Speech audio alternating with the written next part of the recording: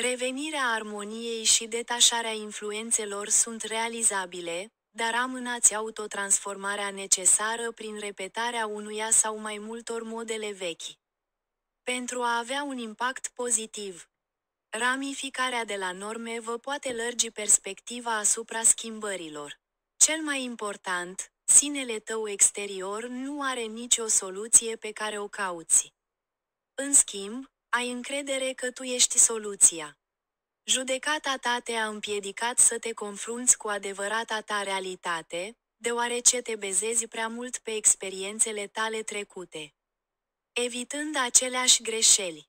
Eviți și aceleași sentimente pe care le-ai ascuns în lumea ta interioară. Există o teamă mai profundă de defectele tale, de care ai remediat aspectul și ai renunțat la problema rădăcină. Schimbarea fără imaginea completă provoacă psihicului tău mai mult rău decât bine. Ca rezultat, ai acumulat autocompătimire și tristețe, ducând la dorința unei vieți liniștite.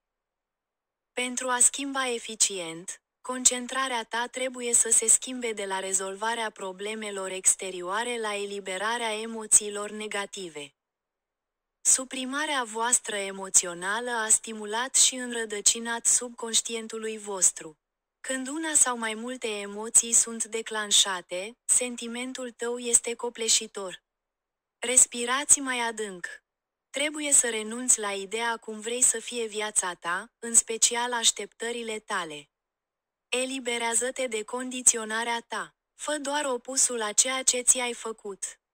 Ești responsabil pentru ceea ce ai creat în lumea ta interioară. Acordați mai multă atenție. Emoțiile tale nu te vor minți. Dimpotrivă, te poți minți pe tine însuți. Acceptați schimbarea sau vă opuneți schimbării. Fiți conștienți de rolul pe care îl alegeți. Crezi că ceea ce este bun nu este cu adevărat bun. Pentru a avea un discernământ adevărat, psihicul tău trebuie să integreze toate aspectelor vieții, pe care adesea o lași deoparte materia sufletească. Trebuie să-ți ridici sufletul la o frecvență mai înaltă folosind capacitatea ta înnăscută. De la origine, sufletul tău este o ființă a luminii. Nu ți pierde șansa de a-l aprinde din cauza adaptării tale la întuneric. Experimentarea fiecărei vieți pe deplin este o necesitate. Când conexiunea sufletească se înlocuiește cu sinele tău egoist, pierzi adevărata senzație. Dacă trăiești din inima ta autentică, abundența de durată este posibilă. Așa că ajungeți la lumea voastră interioară, deoarece are nevoie de atingerea voastră blândă cu hrana dragostei necondiționate. Nu mai pierde timpul creând emoții negative care să scufunde forța vitală a sufletului tău. Viața este într-un ciclu karmic, pentru care nu ți dai seama de scopul ei superior sau rare ori îi recunoști scopul superior. Din cauza negativităților, karma este inevitabilă până când fiecare este reparată.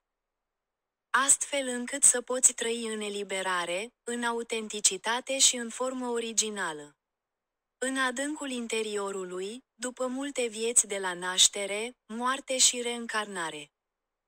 Știți deja familiaritatea experiențelor voastre de viață.